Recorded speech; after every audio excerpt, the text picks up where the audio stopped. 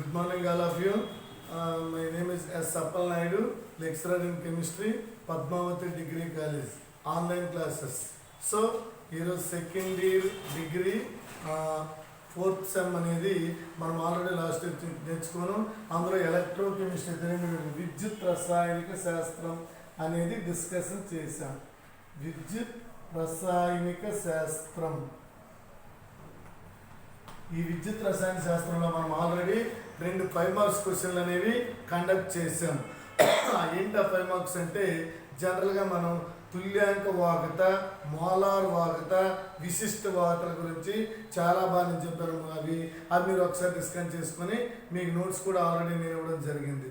So ఇప్పుడు next one ఏంటంటే కోల్రాస్ నియమం, స్వతంత్ర అభిగమ నియమం గురించి కూడా చెప్పాను. ఈ కోల్రాస్ నియమం, స్వతంత్ర అభిగమ నియమంలో కూడా ఏంటంటే బలహీనమైన ఎలక్ట్రోలైట్లతో ఒక విద్యుత్ వద్ద సాధారణ విలీనం వద్ద కానీ అనంత విలీనం వద్ద కానీ ఏ విధంగా దాని యొక్క వాహకత నిర్ణయించడానికి మనం చెప్పాం. ఇది కూడా 10 మార్క్స్ ఆడడానికి అవకాశం ఉంది. ఇది కూడా నేను చెప్పాను. సో ఈరోజు డిస్కస్ చేసిన క్లాస్ ఏంటంటే మనం ఎలక్ట్రోలైట్ సిద్ధాంతాలు, ఎలక్ట్రోలైట్ సిద్ధాంతాలు అనేవి మనకు ఉన్నాయి. ఎలక్ట్రోలైట్ సిద్ధాంతాలు, ఈ ఎలక్ట్రోలైట్ సిద్ధాంతాలు కానీ తీసుకుంటే జనరల్గా ఎలక్ట్రోలైట్ సిద్ధాంతాల్లో సాధారణంగా బలహీనమైన ఎలక్ట్రోలైట్ తాలూకా తుల్యాంక వాహకత బలమైన ఎలక్ట్రోలైట్ తాలూకా తుల్యాంక వాహకతతో కంపేర్ చేసేటప్పుడు కొన్ని సిద్ధాంతాలనే ప్రతిపాదించబడ్డాయి. బలమైన ఎలక్ట్రోలైట్లతో ఒక తుల్యాంక వాహకత అనేది విలీనం పెరిగే కొద్దీ వాహకత పెరుగుతుంది. వాటికి డైల్యూషన్ విలీనత, ఈ విలీనతం పెరిగే కొద్దీ వాహకత పెరుగుతుంది. అయితే అధిక విలీనం వద్ద వాహకత అనేది స్థిరంగా ఉంటుంది. అధిక విలీనం వద్ద బలమైన ఎలక్ట్రోలైట్లతో ఒక వాహకత అనేది పెరగకుండా స్థిరంగా ఉంటుంది. బలహీనమైన ఎలక్ట్రోలైట్లు లేదా దుర్బలమైన ఎలక్ట్రోలైట్లో విలీనత పెరిగే కొద్దీ వాటి యొక్క వాహకత పెరుగుతూ ఉంటుంది. తుల్యాంక వాహకత అనేది పెరుగుతూ ఉంటుంది. ఎందుకు పెరుగుతుందని చూడండి. ఈ విధంగా మనం తీసుకునేటప్పుడు ఇది తుల్యాంక వాహకతగా తీసుకుంటాం, ఇది ఈ విధంగా కండక్టివ్గా తీసుకుంటాం. తీసుకునేటప్పుడు జనరల్గా ఈ విధంగా మనం ఉండేటప్పుడు, ఈ విధంగా ఎలక్ట్రోలైట్ తీసుకునేటప్పుడు ఇలా ఉంటుంది. అదే ఈ విధంగా తీసుకునేటప్పుడు చూడండి, ఈ విధంగా మనకి అనేది ఉండడం జరుగుతుంది. ఈ విధంగా జరిగినప్పుడు ఇది బలమైన ఎలక్ట్రోలైట్లు, బలమైన ఎలక్ట్రోలైట్స్, బలమైన ఎలక్ట్రోలైట్స్. ఇవేంటంటే బలహీనమైన ఎలక్ట్రోలైట్స్, బల్క్ లేదా వీక్ ఎలక్ట్రోలైట్స్, స్ట్రాంగ్ ఎలక్ట్రోలైట్స్ అంటాం. సో ఇవి తీసుకున్న మనం ద్రావణం యొక్క విలీనత పెరిగే కొద్దీ ఈ బలమైన దాటికి కొంత స్టేజ్ వచ్చేసరికి ఈ వాహకత అనేది స్థిరంగా ఈ విధంగా పటంలో చూపిన విధంగా డయాగ్రామ్ బట్టి చూస్తే మీకు క్లారిటీగా అర్థమవుతుంది. పటంలో చూపిన విధంగా చాలా క్లారిటీగా కనిపిస్తుంది. అదే బలహీనమైన ఎలక్ట్రోలైట్లో మొదట వాహకత చాలా తక్కువగా ఉన్నప్పటికీ విలీనత పెరిగే కొద్దీ చాలా వేగంగా పెరుగుతూ ఉంటుంది. విలీనత పెరిగే కొద్దీ చాలా వేగంగా పెరుగుతూ ఉంటుంది. ఈ విలీనత పెరిగే కొద్దీ చాలా వేగంగా పెరగడానికి కారణం ఏంటంటే ఇక్కడ ఎలక్ట్రోలైట్లో విలీనత పెరిగే కొద్దీ వాటి యొక్క అయనీకరణం చెందినటువంటి అయాన్ల సంఖ్య పెరుగుతుంది. ఆ అయాన్ల సంఖ్య పెరగడం వల్ల అక్కడ తుల్యాంక వాహకత అనేది పెరుగుతుందని చెప్పుకుంటాం. దీన్ని బేస్ చేసుకుని బలహీనమైన ఎలక్ట్రోలైట్లు, బలమైన ఎలక్ట్రోలైట్ల తాలూకా ఈ తుల్యాంక వాహకతను ఏ విధంగా వివరించగలదని చెప్పడానికి మనకి ఎలక్ట్రోలైట్ సిద్ధాంతాలు అనేవి ప్రతిపాదించబడ్డాయి. ఎలక్ట్రోలైట్ సిద్ధాంతాల్లో మొదటి సిద్ధాంతం ఏంటి అంటే అర్హీనియస్ వియోజన సిద్ధాంతం. అర్హీనియస్ వియోజన సిద్ధాంతం, వియోజన లేదా విఘటన అంటాం. అర్హీనియస్ వియోజన సిద్ధాంతం అనేది ఒకటి. రెండోది ఏంటంటే ఆస్ట్వాల్డ్ విలీనత నియమము. ఆస్ట్వాల్డ్ విలీనిత నియమం, ఆస్ట్వాల్ డైల్యూషన్ లా అంటాం. ఆస్ట్వాల్ విలీనిత నియమం. ఈ ఆస్ట్వాల్ విలీనత నియమం అనేది సెకండ్ వన్. మరి థర్డ్ వన్ ఏంటంటే మనకి డిబే హక్కుల్ అన్సాగర్ ఈక్వేషన్. డిబే హక్కుల్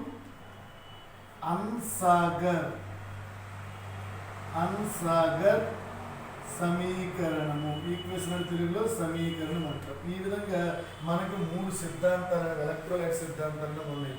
ఒకటి అరిహీనియస్ వియోజన సిద్ధాంతం, రెండోది ఆస్ట్వాల్డ్ విలీనత నియమం, మూడోది డిబే హుకుల్ అన్సాగర్ సిద్ధాంతం.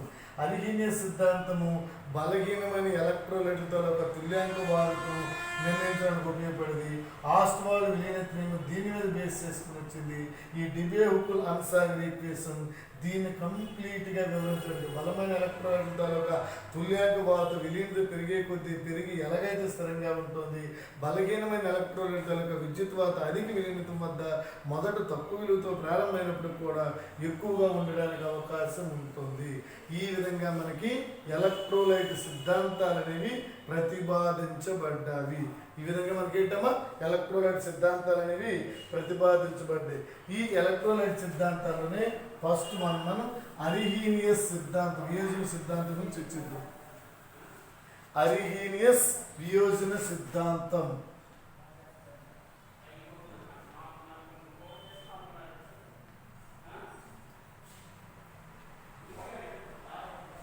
అరిహీనియస్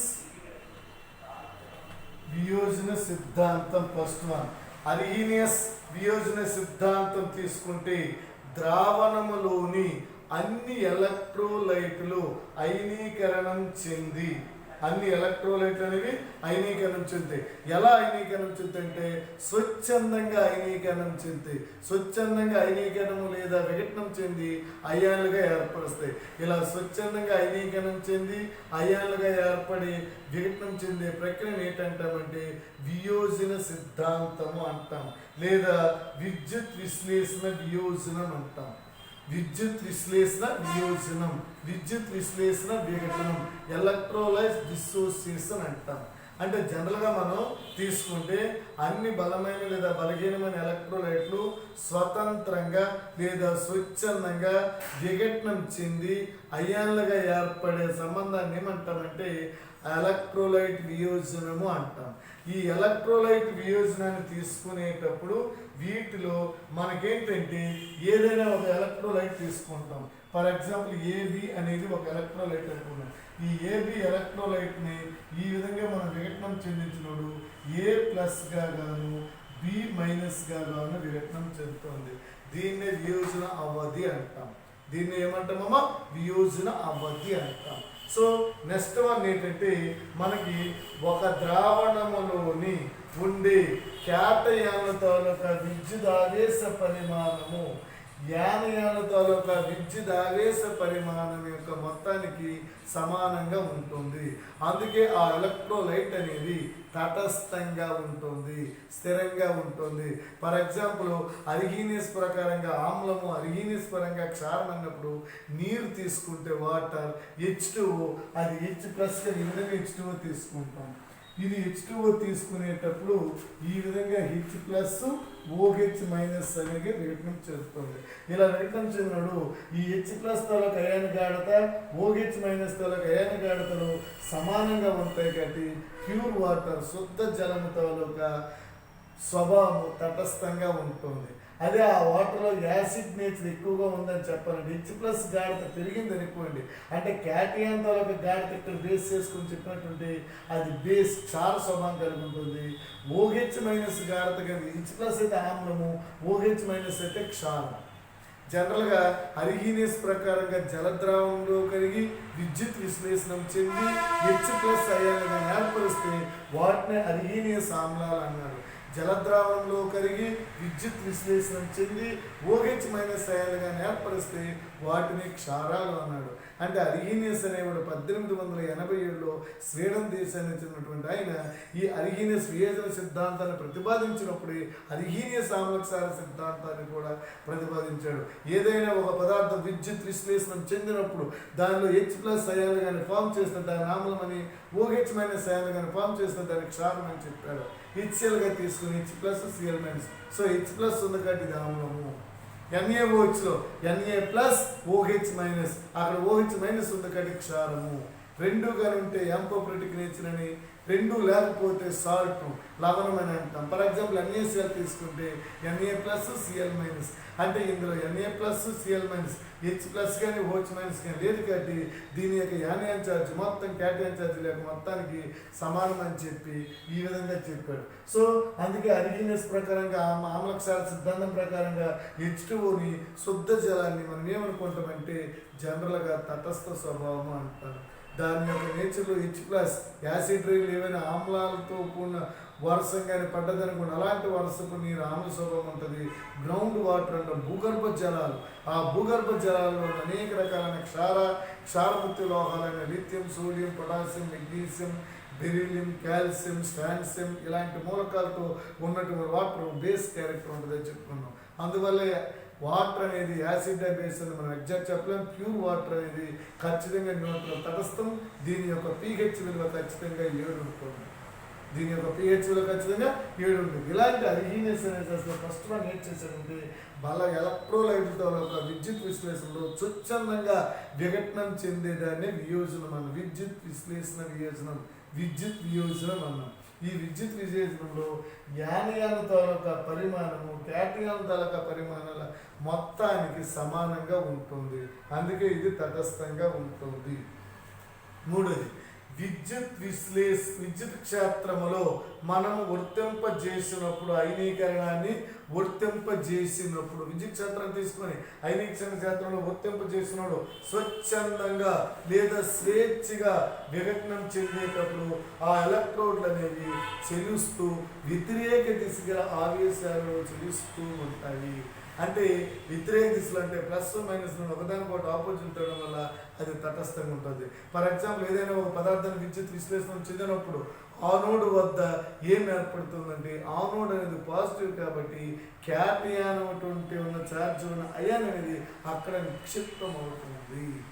అదే క్యాథోడ్ వద్ద ఏంటంటే క్యాథోడ్ అనేది రుణాత్మకమైన ఎలక్ట్రోడ్ కాబట్టి అక్కడ మనకి ఏంటంటే క్యాటయాన్ అయినటువంటి లోహాలు కానీ ఏమైనా నిక్షిప్తం అవడానికి అవకాశం ఉంటాయి.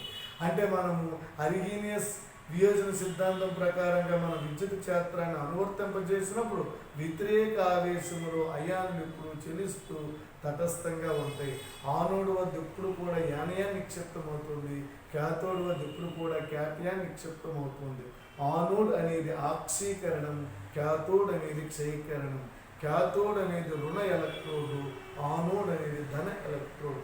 ఈ విధంగా అరిహీనియస్ ప్రకారంగా చెప్తాము.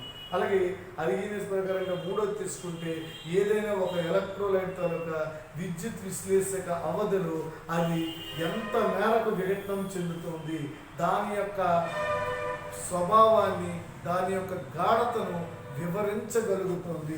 అంటే ఇది బలమైనదే బలహీనమైనదే అని చెప్పడానికి చక్కటి నిదర్శనంగా మనకి అరిహీనియస్ వియోజన సిద్ధాంతం అనేది వివరించడం జరుగుతుంది. ఈ విధంగా మనకి ఏంటంటే మూడో పాయింట్. అలాగే నాలుగోది ఏంటంటే ఈ అరిహీనియస్ సిద్ధాంతంలో విద్యుత్ విశ్లేషణ పద్ధతి అనేది స్వచ్ఛందంగా విఘటనం చెందినప్పుడు కూడా విఘటనం చెందని అణువులు అనేవి జనరల్గా ఏంటంటే సమతాస్థితి ఫామ్ చేసే వరకు అయనీకరణ చెందుతూ స్థిరంగా ఉంటాయి. ఫర్ ఎగ్జాంపుల్ ఇక్కడ AB అనేది తీసుకున్నాం. ఈ AB అనేది వియోజనం చెందని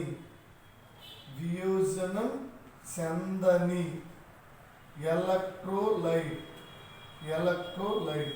ఈ వియోజనం చెందని ఎలక్ట్రోలైట్ అనేది ఈ విధంగా వియోజనం చెంది మనకి A+గా గాను B- గాను ఫామ్ చేస్తుంది.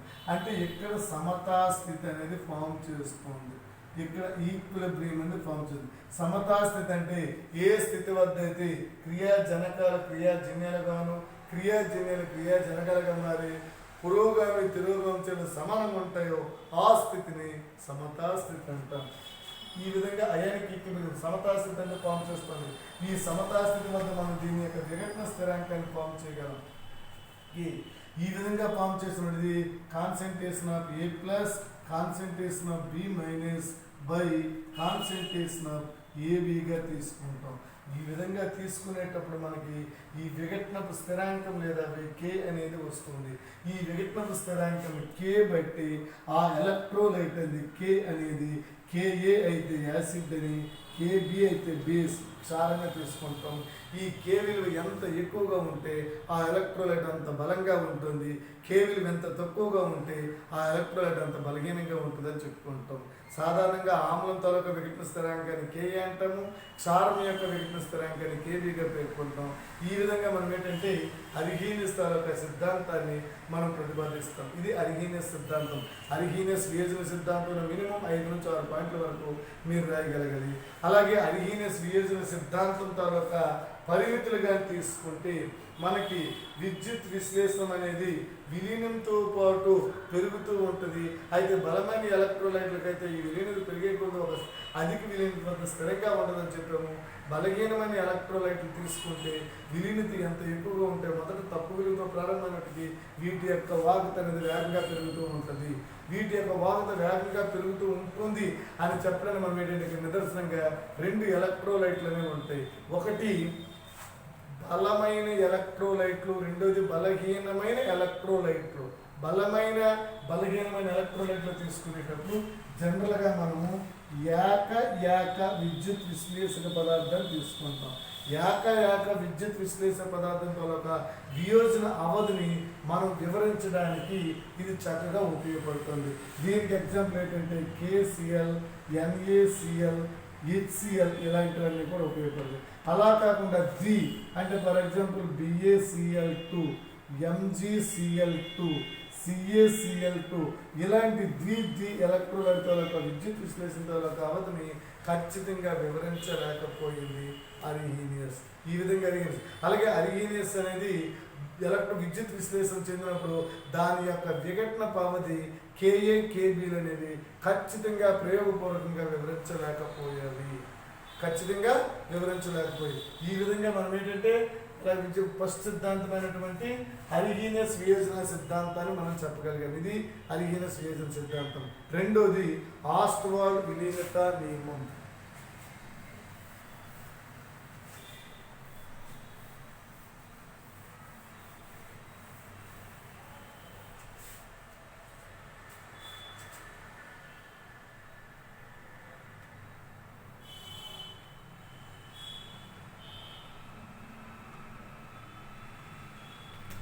ఈ ఆస్ట్వాల్డ్ విలీనత నియమం కూడా చాలా ఇంపార్టెంటే. సో ఈ ఆస్ట్వాల్డ్ విలీనత నియమాన్ని మనం తీసుకున్నట్టు AB సేమ్ దాని ఇంతలాగే AB అని ఒక ఎలక్ట్రోలైట్ని తీసుకుంటాం. ఈ AB అనే ఒక ఎలక్ట్రోలైట్ని మనం ద్రావణ స్థితిలో ఏర్పరిచినప్పుడు అది సమతా స్థితి ఏ విధంగా ఉంటుందని మనం చెప్పవచ్చు. సమతా స్థితి ఏ విధంగా ఉంటుందంటే AB ఈ విధంగా తీసుకొని దీన్ని ఈ విధంగా పెట్టేటప్పుడు ఎలా ఉంటుందంటే A+గా గాను B- గాను ఉంటుంది. A+గా గాను B- గాను ఉంటుంది. ఈ A+B- ఉన్నప్పుడు A+B- ఉంది. ఇప్పుడు దీనిలో మనం తీసుకున్నటువంటి జనరల్గా ఇది విఘటనం చెందనటువంటి ఎలక్ట్రోలైట్, ఇది యానియాను క్యాటియాన్గా ఫామ్ చేసింది అనుకుంటాం. అప్పుడు మనం ఏంటంటే దీని యొక్క విఘటనపు అవధిని జనరల్గా ఇది α/Vగా తీసుకుంటాం, ఇది α/Vగా తీసుకుంటాం. దీన్ని ఏంటంటే 1 - α/Vగా తీసుకుంటాం. సో AB ఎలక్ట్రోలైట్ యొక్క విఘటనపు అవధి 1 - α/V తీసుకున్నప్పుడు ఇది α/V, ఇది α/V తీసుకున్నప్పుడు దీని యొక్క సమతా స్థిరాంకం K ఎలా మనం కనుగొనంటే K = concentration of A plus concentration of B- by concentration of ABగా తీసుకుంటాం. సో ఇప్పుడు K concentration of A concentration తీసుకోము α/V into concentration of B- తీసుకోము α/V ఈ విధంగా ఇది తీసుకోను బై కాన్సన్ట్రేషన్ ఆఫ్ ఏబి అంటే 1 మైనస్ ఆల్ఫా బై విగా తీసుకోను. సో ఇప్పుడు దీన్ని ఏమంటాం alpha by V into alpha by V కాబట్టి alpha by V whole square by 1 minus alpha by V వస్తుంది. ఇప్పుడు దీన్ని సింప్లిఫై చేసినప్పుడు ఆల్ఫా స్క్వేర్ పోతుంది కాబట్టి ఏమొస్తుంది మనకి alpha square by 1 minus alpha into C వస్తుంది. ఆర్ వి ఇక్కడ బై ఇంటూ వి వస్తుంది, ఎందుకంటే ఇక్కడ వి స్క్వేర్ వస్తుంది కాబట్టి ఒక స్క్వేర్ ఇప్పుడు ఒక వి వస్తుంది. ఇప్పుడు దీన్ని మనం ఏంటంటే alpha square by 1 minus alpha into C, సిన్స్లో 1 by V is equal C. ఈ 1 by V is equal C కాబట్టి alpha square by 1 minus alpha into C వచ్చింది. సో ఇప్పుడు మనకి కే ఈజ్ ఈక్వల్ ఏమొచ్చింది ఆల్ఫా స్క్వేర్ ఇంటూ సి వచ్చింది, అంటే K is equal to C alpha square అంటాం. So ఇప్పుడు ఆల్ఫా స్క్వేర్ మనకు కావాలంటే K by C, alpha square కావాలంటే ఏమొచ్చింది కే by C. So alpha is equal to root over K by C అంటాం, root over K by C. అంటే alpha is proportional to 1 by root C అనేది మన జనరల్గా ఉంటుంది. K is proportional to 1 by root సిగా తీసుకుంటాం.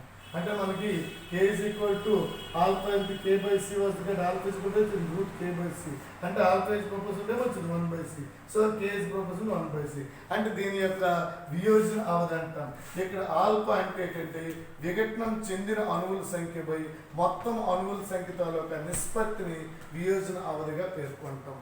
విఘటనం చెందిన అణువుల సంఖ్య మొత్తం అణువుల సంఖ్య తాలూకా నిష్పత్తిని వియోజన అవధిగా పేర్కొన్నాం. So alpha is equal to lambda V by lambda infinity. ఇది అర్హీనియస్ తాలూకా ఈక్వేషన్. సో ఆస్ట్వాల్ తాలూకా ఈక్వేషన్. ఈ విధంగా ఆస్ట్వాల్ తాలూకా ఈక్వేషన్లు దీని తాలూకా ఈక్వేషన్లు అనేవి చాలా చక్కగా చెప్పడం జరిగింది. Okay, thank you.